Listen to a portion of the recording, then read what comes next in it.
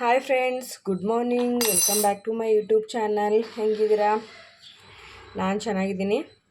ಇವತ್ತು ನೋಡಿ ಮಾವಿನಕಾಯಿ ತಂದಿದ್ದೀನಿ. ಇವಾಗ ಬೇಸಿಗೆ ಬಂತಂದರೆ ಮಾವಿನಕಾಯಿ ಸೀಸನ್ ಇವಾಗ. ಹಾಗಾಗಿ ನಾನು ಮಾವಿನಕಾಯಿ ಚಟ್ನಿ ಮಾಡ್ತಾಯಿದ್ದೀನಿ.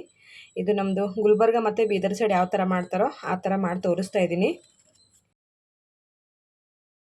ಕಡಲೆ ಬೀಜನೂ ಹಾಕ್ಬೋದು, ಇಲ್ಲಾಂದರೆ 1 ಅವರ್ ನೆನೆಸ್ಬಿಟ್ಟು ಕಡಲೆಬೇಳೆ ಆದರೆ ಹಾಕ್ಬೋದು. ನೋಡಿ, ಕಡಲೆಬೇಳೆ ನೆನೆಸಿಟ್ಟಿದ್ದೀನಿ 1 ಅವರು. ಇದು ಇವಾಗ ಚೆನ್ನಾಗಿ ನೆಂದಿದೆ ನೋಡಿ. ಫಸ್ಟು ಈರುಳ್ಳಿ ಬೇಕು, ಆಮೇಲೆ ಮಾವಿನಕಾಯಿ, ಅಚ್ಚ ಖಾರದ ಪುಡಿ, ಕೊತ್ತಂಬರಿ ಸೊಪ್ಪು, ಬೆಳ್ಳುಳ್ಳಿ, ಜೀರಿಗೆ, ಉಪ್ಪು ಮತ್ತು ಕಡಲೆಬೇಳೆ. ಕಡಲೆ ಬೀಜ ಹಾಕಿದ್ರೂ ಚೆನ್ನಾಗಿರುತ್ತೆ ಫ್ರೆಂಡ್ಸ್, ಮತ್ತು ಕಡಲೆಬೇಳೆ ಹಾಕಿದ್ರೂ ಚೆನ್ನಾಗಿರುತ್ತೆ. ಟೇಸ್ಟ್ ಮಾತ್ರ ಸ್ವಲ್ಪ ಡಿಫ್ರೆಂಟಾಗಿ ಬರುತ್ತೆ. ನಾನು ಕಡಲೆಬೇಳೆ ತೊಗೊಂಡಿದ್ದೀನಿ ನೋಡಿ. ಊರ ಕಡೆ ಈ ಥರದ್ದು ದೊಡ್ಡದಾಗಿರುತ್ತೆ ಕುಟ್ಟೋದು ಕಲ್ಲಿಂದನೇ ಮಾಡಿರ್ತಾರೆ. ಇದು ಒಂಥರ ಅಲ್ಯೂಮಿನಿಯಮ್ದಿದೆ, ಬಟ್ ಊರ ಕಡೆ ಏನಂದರೆ ಕಲ್ಲಿಂದಿರುತ್ತೆ. ಹಾಗಾಗಿ ದೊಡ್ಡದಾಗಿ ಚೆನ್ನಾಗಿರುತ್ತೆ ಕುಟ್ಟಾಗೆ. ಬಟ್ ನಮಗಿಲ್ಲಿ ಇದು ಕಲ್ಲಿಲ್ಲ, ಹಾಗಾಗಿ ನಾನಿವಾಗ ಕಡಲೆಬೇಳೆನ ಸಣ್ಣದಾಗಿ ಮಾಡ್ಕೋಬೇಕು. ಹಾಗಾಗಿ ನಾನು ಎಷ್ಟಾಗುತ್ತೋ ಅಷ್ಟು ಚಾಪರಿಂದ ಸಣ್ಣ ಮಾಡೋಕ್ಕೆ ಟ್ರೈ ಮಾಡ್ತೀನಿ. ನೋಡೋಣ ಯಾವ ಥರ ಬರುತ್ತೆ ಅಂತ.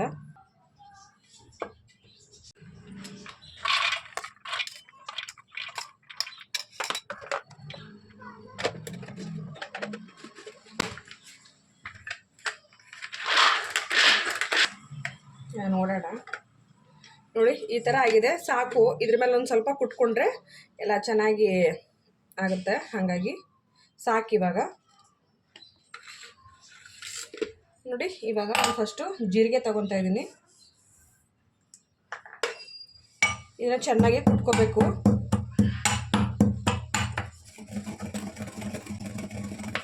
ಇವಾಗ ಈ ಸೀಸನ್ ಬಂತಂದರೆ ಸಾಕು, ಊರ ಕಡೆ ವಾರಕ್ಕೊಂದು 3 ಸರಿ ಕಂಪಲ್ಸರಿ ಮಾಡ್ತಾರೆ.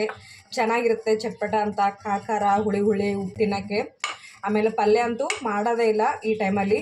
ಸಾಂಬಾರು ಒಂದಿದ್ದರೆ ಇದು ರೊಟ್ಟಿ ಜೊತೆ ತಿನ್ನೋಕ್ಕೆ ಚೆನ್ನಾಗಿರುತ್ತೆ. ಹಾಗಾಗಿ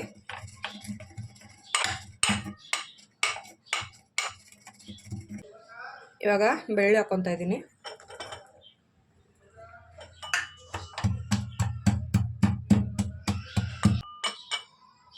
ಅಚ್ಚ ಖಾರದ ಪುಡಿ,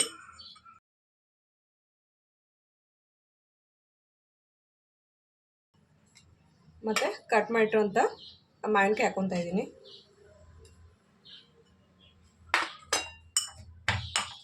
ಇದು ನೋಡ್ಕೊಂಡು ಹಾಕ್ಕೊಳ್ಳಿ, ಯಾಕಂದರೆ ಮಾವಿನಕಾಯಿ ಒಂದೊಂದು ಸ್ವೀಟ್ ಇರುತ್ತೆ, ಒಂದೊಂದು ಹುಳಿ ಇರುತ್ತೆ. ಜಾಸ್ತಿ ಹುಳಿ ಆದರೂ ಚೆನ್ನಾಗಿರಲ್ಲ.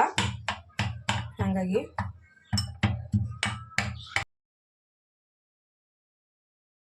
ಕಡಲೆಬೇಳೆ ಪುಡಿ ಹಾಕ್ಕೊತಾ ಇದ್ದೀನಿ.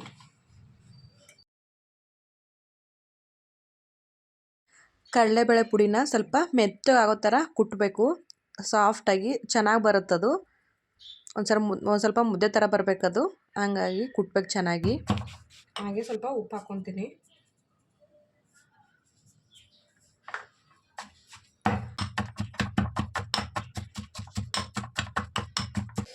ನೋಡಿ, ಇದು ಆಗಿದೆ. ಇವಾಗ ಈರುಳ್ಳಿ ಹಾಕ್ಕೊತೀನಿ.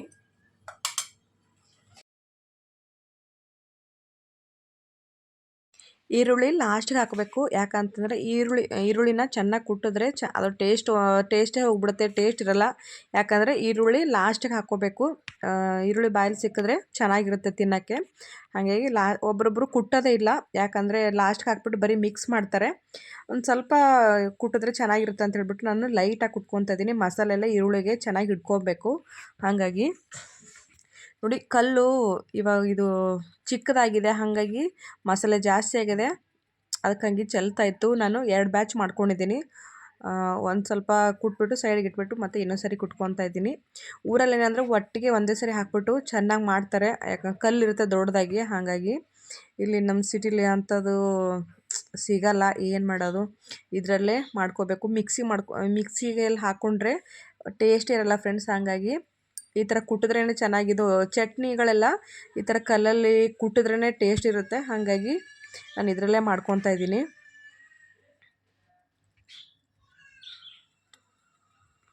ಕೊತ್ತಂಬರಿ ಸೊಪ್ಪು ಹಾಕ್ಕೊತಾ ಇದ್ದೀನಿ.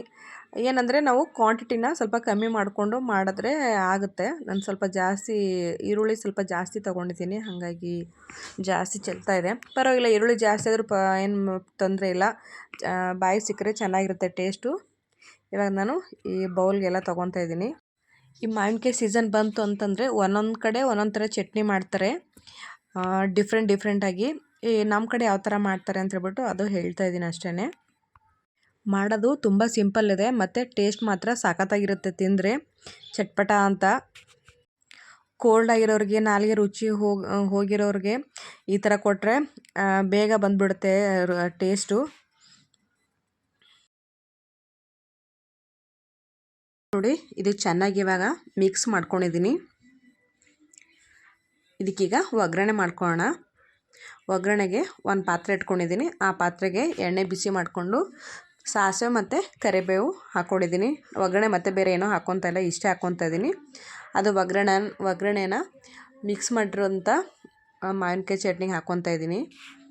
ಇದು ಇವಾಗ ಚೆನ್ನಾಗಿ ಮಿಕ್ಸ್ ಮಾಡ್ಕೋಬೇಕು. ಇವಾಗ ನಮ್ಮ ಮಾವಿನಕಾಯಿ ಚಟ್ನಿ ರೆಡಿ ಆಯಿತು. ಈ ವಿಡಿಯೋ ಇಷ್ಟ ಆದರೆ ಪ್ಲೀಸ್ ಒಂದು ಲೈಕ್ ಮಾಡಿ. ಹಾಗೆ ನನ್ನ ಚಾನಲ್ನ ಯಾರು ಸಬ್ಸ್ಕ್ರೈಬ್ ಮಾಡ್ಕೊಳ್ಳಿ, ಪ್ಲೀಸ್ ನನ್ನ ಚಾನಲ್ ಸಬ್ಸ್ಕ್ರೈಬ್ ಮಾಡ್ಕೊಳ್ಳಿ. ಈ ವಿಡಿಯೋ ನೋಡಿದ್ದಕ್ಕೆ ಥ್ಯಾಂಕ್ ಯು ಸೋ ಮಚ್. ಮತ್ತೆ ಸಿಗ್ತೀನಿ ನೆಕ್ಸ್ಟ್ ವಿಡಿಯೋದಲ್ಲಿ. ಬಾಯ್.